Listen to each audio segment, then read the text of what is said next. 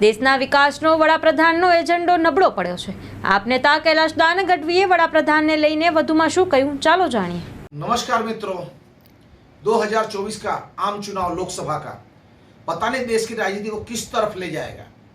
जिस तरीके से राजनीति में शब्दों का चुनाव और मर्यादाएं टूट रही है, उससे स्पष्ट लगता है कि इस देश में राजनीतिक पार्टियां देश की व्यवस्था को, देश के प्रेम के ताने बाने को तोड़ने के पीछे लगी हुई है। पिछले कुछ समय से जिस तरह से जो वोटिंग हुई, उसमें एक ट्रेंड ऐसा आया कि अब बीजेपी को बड़ा नुकसान हो जाएगा, शायद बीजेपी 200 सीट भी न ला सके। वैसे समय में प्रधानमंत्री और उनकी टीम का फ्रस्ट्रेशन एक स्पष्ट दिख रहा है और उस तरीके से उन्होंने व्यक्तिगत आक्षेप चालू किए हैं। दो धर्म के बीच में एक दीवार खड़ी करने की कोशिश की है और हद तो तब हो गई जब प्रधानमंत्री जी ने सोना, भारतीय महिलाओं का सोना छीन करके एक दूसरे समाज को दे दिया गया, ऐसे आक्षेप चालू कर दिए जो शर्मजनक है। अरे प्रधानमंत्री जी, 2014 में सोना का भाव कितना था? 18,000 रुपये का तोला का था, आज 75,000 हो गया। 10 साल में आपने भारतीय महिला सोना ना पहन सके ऐसा आयोजन किया है। वो लूटेगा तो तब लूटेगा, आपने पहले ही कह दिया। और प्रधानमंत्री जी, आपको ये क्या शोभा देता है कि आप इस लेवल की बात करें? हाँ, आपने बात की हिंदू और मुसलमानों की बात। प्रधान जी, मुझे एक केस आपका ऐसा बता दो जहां आपने, जो हमें 100 रुपये पेट्रोल और डीजल दिया, जो भारतीय महिलाओं को 1100 रुपये का गैस का सिलेंडर दिया, लोगों का जो जीवन धोरण है, महंगाई बढ़ा दी। आप एक केस ऐसा बताओ कि आपने किसी हिंदू को 50 रुपये का भाव में पेट्रोल और डीजल दिया और मुसलमान को आपने 150 रुपये पेट्रोल डीजल दिया। अरे आपका जो पेट्रोल डीजल का भाव है, हिंदू मुसलमान सबको इक्वल लगता है। आपने ये बात की होती, किसी हिंदू को 50 रुपये डीजल दिया हो, पेट्रोल दिया हो, और मुसलमान को 150 रुपये दिया, तो हम मानते कि आप हिंदू मुस्लिम के मामले में हिंदुओं के साथ हो और मुसलमान के विरोधी हो। आप वो तो कर नहीं रहे हो, आप खाली राजनीतिक वातावरण बिगाड़ने की कोशिश कर रहे हो। आज इस देश में एक प्रेम भावना है, सब साथ मिलकर आगे बढ़ रहे हैं, देश विकास कर रहा है। आपके विकास का एजेंडा कमजोर पड़ा है। आपने विकास के नाम पर जो बातें की थी, वो बातें सब फेल गई है। आपने नया शब्द ले आया, गारंटी। साहब, वो गारंटी तो मात्र केजरीवाल ही दे सकता है, जो केजरीवाल की गारंटी दिल्ली और पंजाब में बहुत सफल हुई है।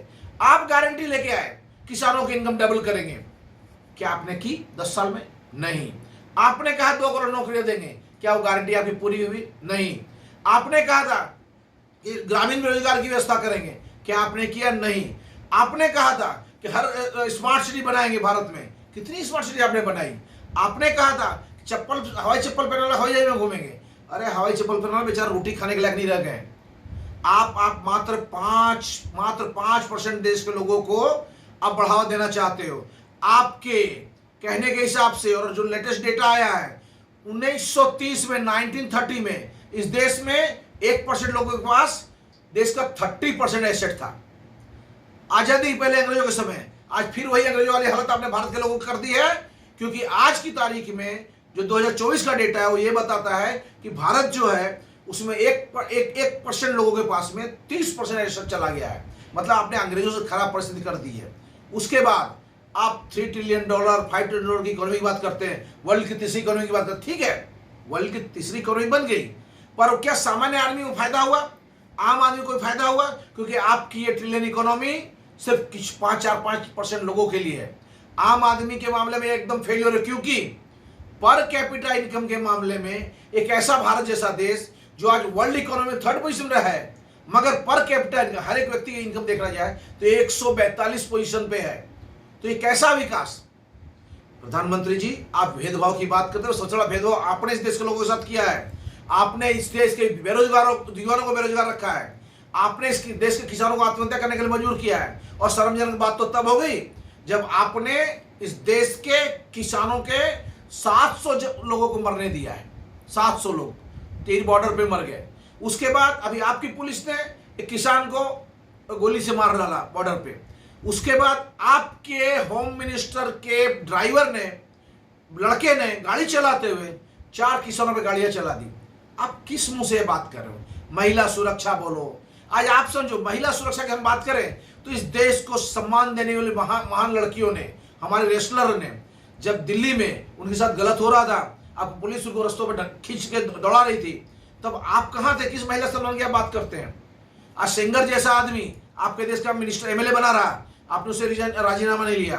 एक दलित की बच्ची का रातों रात आप अंतिम संस्कार करवा देते हो, वहां तक बात नहीं बनती है। आपने इतना अवेयरनेस पैदा कर दिया कि एक पीआई लेवल का अधिकारी को भीड़ मार देती है मिस्टर श्रीवास्तव को, तब भी आपकी सरकार ने अभी तक कुछ नहीं किया।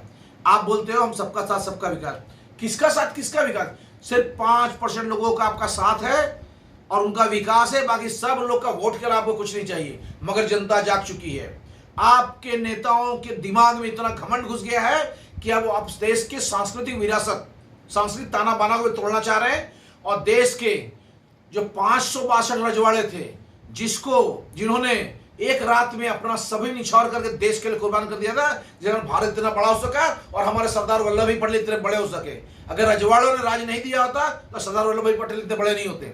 आज उन सब के योगदान को आपका एक मिनिस्टर एक सिर्फ कुछ मतों के लिए कुछ भी बोल के चला जाता है, रोटी बेटी का संबंध की बात करता है, महिलाओं की सस्ता जो छत्री महिलाओं है उसके बारे में कुछ भी अपशब्द बोलता है। ये देख लो, ये देश संस्कृति संस्कार का देश है। ये देश कभी भी ऐसे बातों को स्वीकारेगा नहीं। अब जगने का समय है, पूरा देश जाग गया है। इस बार 400 पार जो आप बोल रहे थे ना, वो आपका पेट्रोल डीजल का भाव बता रहे थे, पर हम आपसे पेट्रोल डीजल 400 पार लेने नहीं आएंगे, हम आपको बदल देंगे। ये देश आपको बदलना चाहता है, इसे पूरा भारत आपको बदलने के मूड में है। जय हिंद, जय भारत। વિધાનસભા પેટા ચૂંટણી બેઠક પર પોતાના વિસ્તારમાં સારી રીતે કવરેજ અને રિપોર્ટિંગ કરી શકે તેવા રિપોર્ટર અને કેમેરામેનની જરૂર છે. કોન્ટેક્ટ 97 252 061 23 24 26.